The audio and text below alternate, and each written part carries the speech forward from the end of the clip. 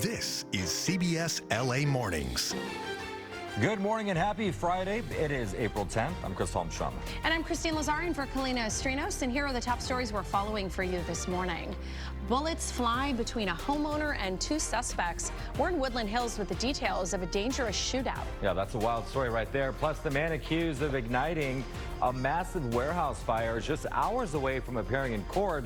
And before that happens, new details will be revealed in a live news conference. And taking a live look outside, April showers are heading towards SoCal. We're tracking how the incoming rain could impact your weekend plans. All right, speaking of that rain, Chloe Carlson in for Amber Lee with your next weather forecast. Chloe, any rain today? Good morning.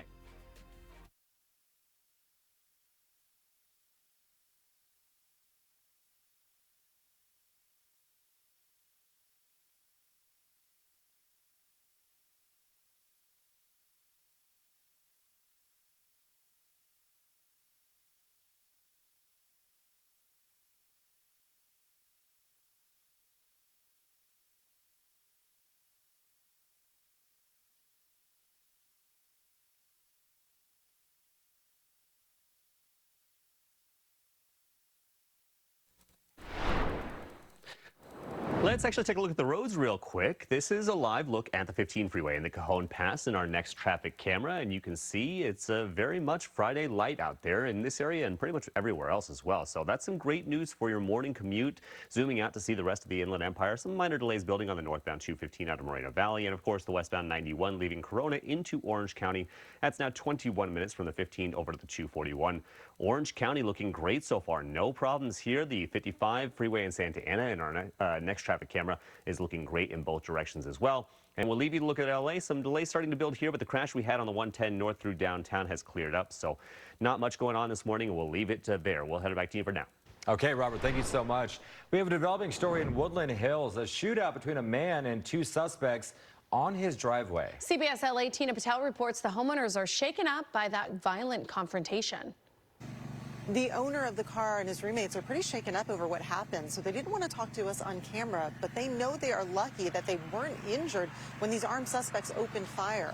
It all happened a little after 2 a.m. They told us they heard some noises out front and then saw two people breaking into the Camaro that was parked on the driveway. Almost immediately after confronting the suspects, they opened fire. Now, the car owner had his own weapon. He was able to fire back some shots through the front security gate. He thinks he might have hit one of the suspects because when he looked later, he saw blood on his car. But both suspects got away. They were also in a dark-colored Camaro. Unfortunately, police were not able to get a good description of that car or of the suspects because it looks like they had turned and unplugged the security cameras on the front of the house. Police are going to be looking to see whether there might be other security cameras in the area that can help them get an ID. Now, it's not clear if these suspects had planned this break-in ahead of time or if they were driving by, saw the Camaro parked in the driveway and just took a chance. But there now is a lot of damage to that car because of the exchange of gunfire. In Woodland Hills, Tina Patel, CBS LA. Happening today, the man accused of setting that massive warehouse fire in Ontario is expected to be in court. Yeah, we're also expected to learn more about the charges that he'll face. CBS LA's Rick Monson is live outside the courthouse in Rancho Cucamonga, where this arraignment will get underway in less than 2 hours. Rick. Yeah, Christine, we are looking at some serious charges here. So we expect for the suspect to be in court in front of a judge to enter a plea on 7 felony arson charges that have been filed against him for that large fire on Tuesday morning. There will also be a news conference here with federal and local investigators. So there's a possibility we may hear about additional charges. All you had to do was pay us enough to live. All you had to do was pay us enough. Investigators say this video posted online appears to show 29-year-old Shamel Abdul Karim recording himself igniting rolls of toilet paper while complaining about his pay. Abdul Karim is now in custody awaiting this morning's arraignment. Ontario police arrested him after the massive warehouse fire, I should say. You saw it here as breaking news on CBS LA Mornings. Police say he set multiple fires inside the 1.2 million square foot Kimberly-Clark warehouse where he worked for a third-party distributor. This was a large-scale fire with a response that Some firefighters even told us they had not seen in a long time, if ever, in their career. Ahead of today's arraignment, as I mentioned, federal prosecutors will announce details of the charges filed against this suspect. Serious arson charges, 7 counts so far that we've seen in court paperwork. We'll bring you that information live when it happens. Plus, we will have a crew in the courtroom for the arraignment, where we expect, again, for the suspect to enter a plea on those charges. We'll keep you posted on the developments here this morning. Live in Rancho Cucamonga, Rick Montanez, CBS LA. Rick, thanks so much. A pilot forced to slam on the brakes at LAX after being cut up by 2 vehicles on a taxiway. And those chilling moments were all caught on the air traffic control recording. Yeah, it happened so fast. Both of us are just like, oh, we slammed on the brakes. I'm going to have to call the flight to make sure everybody's all right in the back. You could hear him shaken up. There were 217 passengers and crew on board that Frontier Airlines flight Wednesday night. Thankfully, no one was hurt. The slow speed likely gave the pilot enough time to avoid that crash. The FAA is now investigating exactly what went wrong. Former F-18 fighter pilot Brian Sunshine Sinclair says this is a situation where improvements can likely be made. In my 20 years of naval aviation, a lot of lessons learned were written in blood, i.e. we had fatalities. Here's a perfect example of a get out of jail free lesson learned, right? Nobody was hurt, no equipment was damaged, and still there's a lesson to be had here.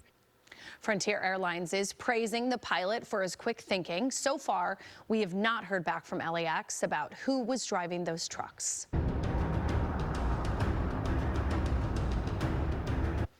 The ceasefire with Iran appears fragile this morning. Israeli attacks continue and little traffic is passing through the Strait of Hormuz. CBS LA's Jared Hill reports on peace talks that are set to begin.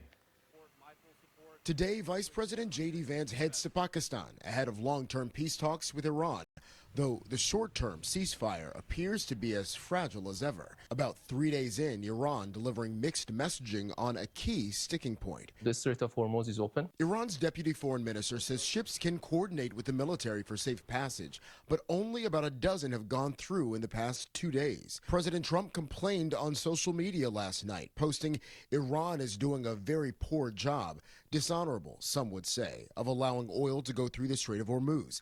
That is not the agreement we have." Iran's new supreme leader said in a statement that the country is entering a new era with the management of the critical waterway as Tehran pushes for new tolls to get through, and that it will not give up its rights in any way. Meanwhile, top Pentagon officials repeated the president's warning that the U.S. has not given up its position on the battlefield. U.S. forces have paused offensive operations in accordance with the ongoing ceasefire.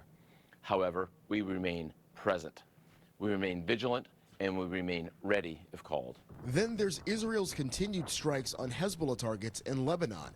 That's despite President Trump's claim that Israeli Prime Minister Benjamin Netanyahu had agreed to go, quote, low-key a little bit on the bombings. This amid disagreement over whether Lebanon was included in the ceasefire agreement. CBS News has learned the U.S. is preparing to host talks between Israel and Lebanon in Washington next week. Jared Hill, CBS News. And meanwhile, Republicans blocked an attempt by House Democrats to rein in President Trump's war powers. The resolution required unanimous support from the GOP-controlled House. Senate Democrats have vowed to force another vote on the issue when they return to Washington next week. Also, for gas prices, they ticked down a little bit since the ceasefire took effect. LA County is at $6.02, Ventura County $5.95, Orange County $5.93, the Inland Empire $5.88. There's another kind of gas in short supply, hydrogen gas, which is used in some cars. Summit Manager Mark Liu's at the desk with details of some pretty long lines this morning, Mark. Yeah, this is just another example of how some supply chains are very fragile. Hydrogen gas, it's a fairly new way to fuel cars. It's been increasingly popular in about the last 10 years. But because of an explosion at a tanker truck and a hydrogen fueling facility in Colton in February, that has disrupted a supply chain, and many owners of these cars are unable to get the hydrogen fuel they need to power their cars. Now, what you're seeing here is a very long line of people lining up to get hydrogen fuel at a True Zero fueling station in Studio City here on Cahuenga. This is because in February, there was an explosion at a hydrogen gas facility in Colton that killed one person, injured another. That set up a supply chain disruption that knocked many of the hydrogen fueling stations all around California offline. Now, there are several automakers that make cars that use hydrogen fuel. Toyota makes one, Hyundai makes one, Honda makes one. Actually, Honda made the first one way back in 2008, but we talked to one driver at this refueling station about what it's like to just not be able to get the gas they need for their cars. Take a listen. So right now, everybody who has a hydrogen car, who checked the app for the True Zero, which is the fueling company, is here trying to get fuel, as much of it as they can while they can. And so there's a giant line that resembles that you saw in the 70s. It feels very similar to the 70s in terms of the gas crisis and the reason for the gas crisis. Yeah, it's just really frustrating for these drivers. Now, here at the desk, we checked. There are a lot of stations offline in Southern California. It's even worse in Northern California. There's a map that illustrates this. Come out to my screen, and you're going to see here. This is the Hydrogen Fuel Cell Partnership map that shows the online and offline stations. Look at all these red squares. You see them here? These are all stations that are offline. Now, this is the one in Studio City. You can see that it's online, but many of them say, like this one in Mission Hills, it's currently offline, as you can see down here. But I checked. I looked at Northern California. There are none in the Bay Area that are online. So at least drivers here in Southern California are able to get some of that hydrogen fuel that they need. It says that a lot of these are supposed to come back online soon, but right now these drivers are simply out of luck. Now, if there's something you want to tell us here at the desk, you can text it to us directly. The number you see on your screen, 818-221-2222. You can send us information about something you want us to check into, or if you've got pictures or video you want to share, text it to that number. It comes right to me or a member of our assignment desk team. That's it here from the desk. I'll send it back to you. Thanks, Mark. It is now 6:10. Coming up. Time is winding down for a deal that'll stop thousands of LA Unified teachers from walking out of the classroom.